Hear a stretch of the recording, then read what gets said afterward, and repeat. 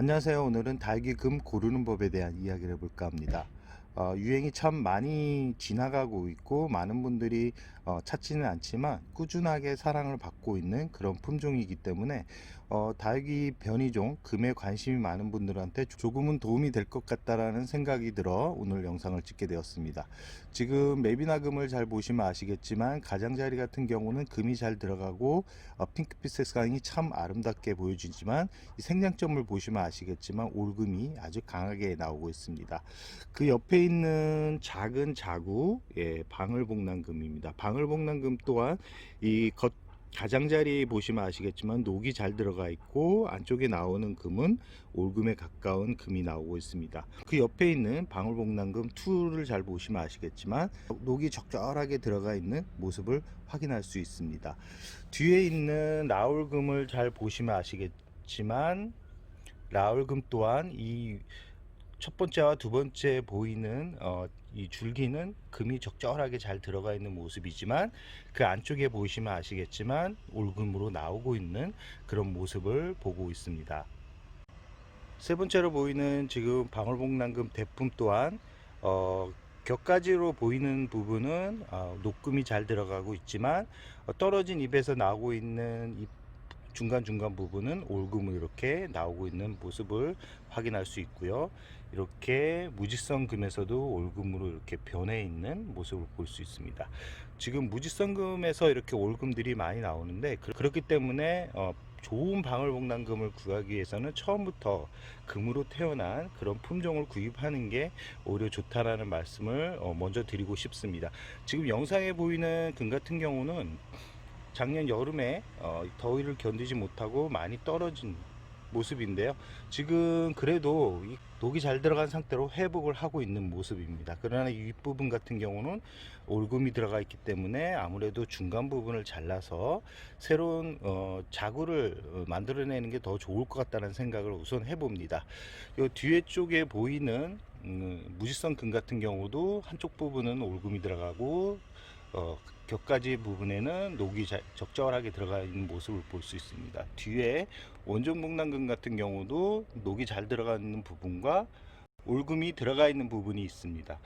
뒤 옆에 있는 대품 아주 참 멋진 방울복랑금이었었는데 여름을 견디지 못하고 특히 나이가 있다 보니까 여름에 이 잎을 많이 떨궜습니다. 특히 이 금 부분에서 많이 떨궜는데요. 다행인 거는 다시 회복을 하고 있다라는 거, 그리고 조금 아쉬운 거는 올금이 나오고 있다라는 거.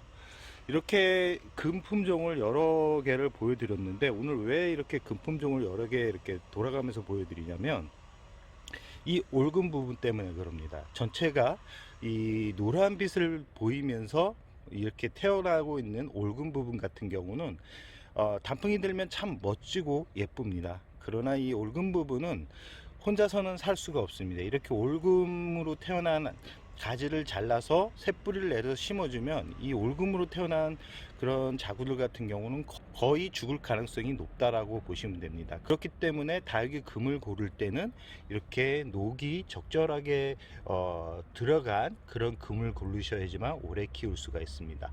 가끔은 이렇게 잎이 떨어지고 나고를 반복하다 보면 이렇게 올금이 생기게 되는데, 그래서 이 달기 금을 구입을 할 때는 적심으로 태어난 금을 구하지 말라는 이유도 이게 자꾸 자르다 보면 결과적으로 이렇게 올금이 나올 가능성이 높기 때문에 그럽니다.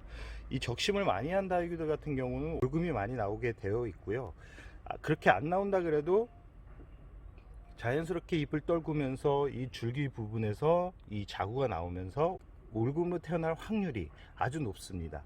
그렇기 때문에 이 달기 금을 그렇기 때문에 달기 금을 구입할 때는 가장 중요한 부분이 녹과 금이 어느 정도 적절하게 조합이 되어 있냐를 가장 우선시 봐야 됩니다.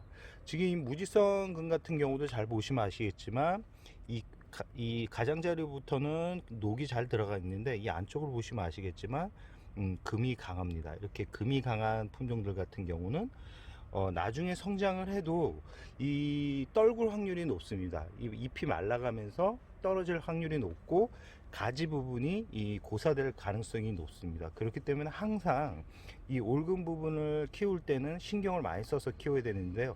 이렇게 올금이 많이 들어간 금 같은 경우는 강한 직광에서 키우면 무너져 내릴 가능성이 아주 큽니다.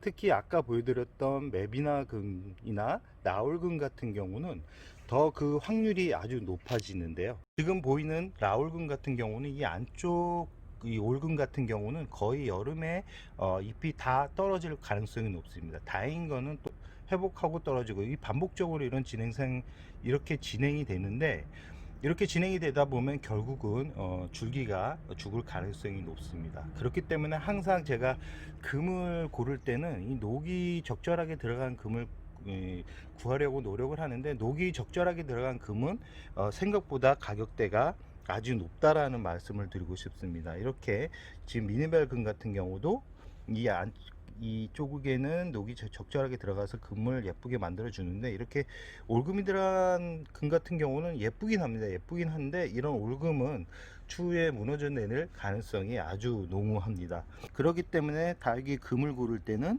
이 금이 조금은 연하게 들어가 있고, 이 녹과 금 이렇게 이 반복적으로 이렇게 패턴 형식으로 그려져 있는 금이 좋다라는 말씀을 드리고 싶습니다. 그럼 이렇게 변이가 온 금품 종들은 어떻게 키워야 될까요? 이렇게 녹이 많이 들어가 있는 금 같은 경우는 여름 겨울에 아주 강합니다. 강하기 때문에 별 신경을 쓰지 않아도 되는데, 이렇게 금은 금이지만 전체적으로 금이 잘 들어가긴 했지만, 이런 올금이 강하게 들어가 있는 금들 같은 경우는 겨울에는 문제가 되지 않습니다. 겨울에는 문제가 되지 않는데 여름에 문제가 됩니다. 이런 금 같은 경우는 가장 좋은 게 뭐냐면, 지금 줄기 부분이 있죠. 약간 비어있는 줄기 부분에서 잘라서 새로운 자구를 받는 게 더 좋다라는 말씀을 드리고 싶고요. 이 올금을 자르면 참 문제가 되는 게 뭐냐면, 이 올금은 아까도 말씀드렸듯이 혼자 살 수가 없습니다. 혼자 살 수 없기 때문에 이 끝부분에 뭐 녹이 들어가 있는 부분은 어느 정도 남겨준 상태에서 번식을 시켜야 이 금이 살 수 있다는 말씀을 드리고 싶습니다. 이 처음 다육이 금을 구입하시는 분들은 꼭 이 부분을 참고해 주시고요. 이 전체가 올금이 아주 강하게 들어가 있는 금품종은 웬만하면 고를 때 한 번 더 생각을 하고 구입하라는 말씀을 드리고 싶습니다. 겨울에는 이 올금이 참 예뻐 보입니다. 예뻐 보이고 좀 라인까지 붉게 들어가면 일반 녹금보다도 더 화려한 모습을 보여주기 때문에 자꾸 손이 가게 되지만, 봄을 지나서 장마철부터 여름까지는 이 올금 부분이 아주 취약한 상태로 성장을 하기 때문에 손도 많이 가지만 죽을 확률이 아주 높기 때문에, 다육이를 처음 키우시고 금을 처음 키우신 분들 같은 경우는 올금 부분이 최소한 들어가 있는 그런 금을 구입하시기 바랍니다. 이 금품종 같은 경우는 강한 햇살보다는 반그늘에서 키워야 성장도 빠르고 안전하게 키울 수 있습니다. 너무 햇살이 안 들어가는 곳에 키우면 이 광합성 양이 부족해서 이 성장에 방해가 되지만, 이 반그늘, 그러니까 은은하게 들어오는 그런 햇살에서는 이 성장도 되고 어느 정도 일조량도 받아들일 수 있는 부분이 있기 때문에 성장에는 참 좋은 환경이라고 말할 수 있고요. 너무 강한 햇살 같은 경우는 잎이 작아지면서 성장을 제대로 못합니다. 그리고 이렇게 올금이 나와 있는 부분 같은 경우는 거의 죽을 가능성이 있기 때문에 이 부분은 꼭 기억하셨다가 여름이 오면 꼭 참고를 하셨으면 좋겠습니다. 이 변이종 금들 같은 경우는 성장이 그렇게 빠르지는 않습니다. 방울복랑금 같은 경우는 빠르지만, 일반 매혹의 창 금이나 아니면 일반 국민의 금 같은 경우는 생각만큼 성장을 하지 않기 때문에, 과도한 그런 영양 공급을 한다 그러면 오히려 금이 풀릴 가능성도 있고 물을 가능성이 높기 때문에 이 분갈이 할 때 상토 성분을 한 30% 정도만 넣고 칼슘제 정도 보충해서 키운다 그러면 어렵지 않게 키울 수 있다라는 생각을 해봅니다. 이 분갈이 시기 같은 경우는 겨울에는 금품종은 건드리지 않는 게 좋습니다. 왜냐하면 몸살을 할 가능성이 높고요. 몸살을 한번 하면 이런 금품종 같은 경우는 회복하는데 시간이 아주 오래 걸립니다. 그렇기 때문에 꼭 이 부분은 기억해 두시는 게 좋습니다.